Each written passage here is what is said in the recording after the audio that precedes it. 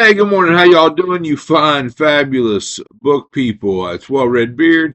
It is a damn fine day to talk about a book, and today we're here for a book review. We are going to talk about Lone Women by Victor Lavalle. Just finished this late last week, and I liked it. I gave it 3 stars. I didn't love it, but I liked it. The only other book by Laval I have done is The Ballad of Black Tom. I like this one a little bit more than that one, believe it or not. And The Ballad of Black Tom was a very popular book. It just fell, I don't know. I just didn't love it. It's been a while since I've read it, but this one, it's about a woman, an African American woman. She um, leaves home in a hurry because something has happened. She's her parents have died, and she's basically set fire to the house with them in it, and she's kind of on the run. I mean, she didn't.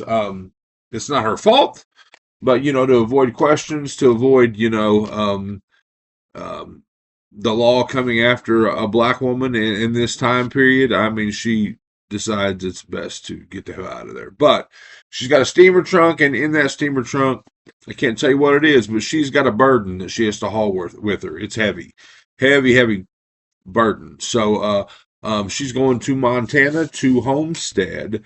And yeah, so that was I mean, it was cool. It was cool to have a homesteading type Western expansion type, book with horror elements. I'm going to do some synopsis because I feel like some of the stuff I'm getting ready to say is going to be in the synopsis, and I will leave that alone. But then I'll come back and talk a little bit more about what I thought about it. So, a woman with a past, a mysterious trunk, a town on the edge of nowhere, and a bracing new vision of the American West from the award-winning author of The Changeling.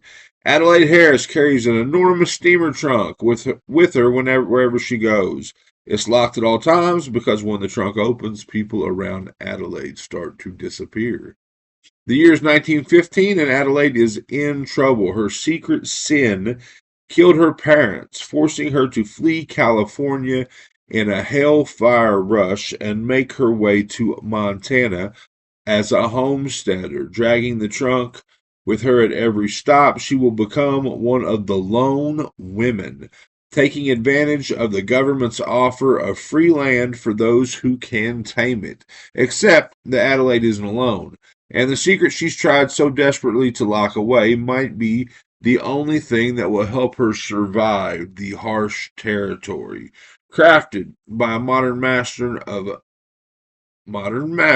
magical suspense, Lone Women blends shimmering prose, an unforgettable cast of adventurers who find horror and sisterhood in a brutal landscape, and a portrait of early 20th century America like you've never seen. And at its heart is the gripping story of a woman desperate to bury her past or redeem it.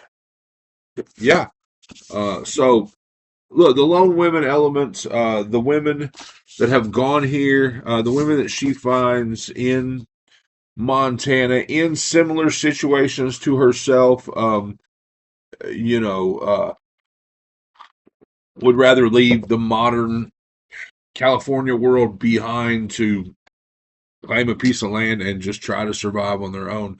That element of it was really cool. Now, what I would say is like first half of the book, I kind of really enjoyed. Like I really enjoyed Adelaide. I really enjoyed her trek to Montana. I really enjoyed. I'll be honest with you, I didn't realize she was coming from California. I missed that part. I guess I kind of assumed she was coming from somewhere in the American East, maybe even the South. But so I did kind of miss that, and it's probably very, very well documented at the front of the book. I guess I just kind of thought about that whole Western expansion piece, but anyway, so but that element of the lone women, of multiple women taking advantage of this government opportunity to claim free land, that aspect was pretty cool because it's kind of uh, it's got a lot of feminist themes in,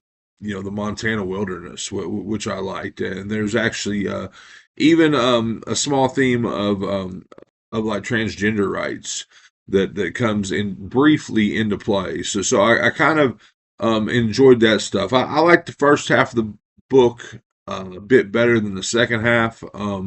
But yeah, I mean, it's a cool story. It's a cool horror story. It's a cool story of like I said, homesteading. And another thing that I found kind of cool was like she kind of felt a level of acceptance amongst this homesteading community that she never felt like in, I guess, what you would call American society, right? At the end of the day, I think when you're facing a Montana winter and you're facing, when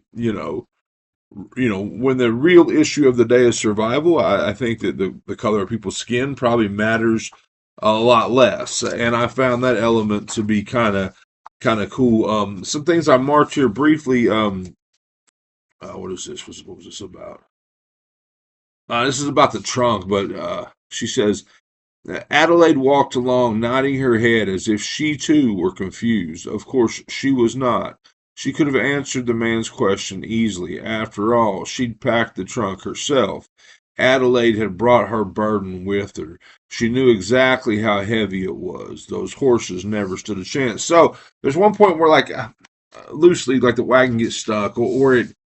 I can't remember. The guy that's given her passage to Montana has to like unpack the wagon and manually pack all their shit uphill. Or, anyways, you get what I'm saying. And he comments on the weight of her burden, on the weight of this steamer trunk. And this is like there are levels to us learning what the steamer trunk holds, and that's kind of the first level. And so I marked it. I thought that was kind of cool. I love this part about the land trying to kill him. It says, this land is trying to kill every single one of us. Let me tell you. And we keep each other alive. Your neighbors might not all welcome you, but I promise you they will help you if you need it, because they will need you to help them eventually, for better or worse. That's the best I can give you. I like that sense of community in the nature of needing to survive, right? Like all our bullshit grudges go out the window when we're facing a Montana winter, yeah, and so that's pretty much it. She's got this burden, and she's trying to keep it locked away, literally, and locked away from other people knowing what she has been saddled with, so to speak. So, I'm three and a quarter, maybe stars on this. This is Lone Women by Victor Lavalle. Dug it. Appreciate you being here. Hope you liked the video. Hope you're enjoying all your books as much as I am. If not, you're reading the wrong damn books.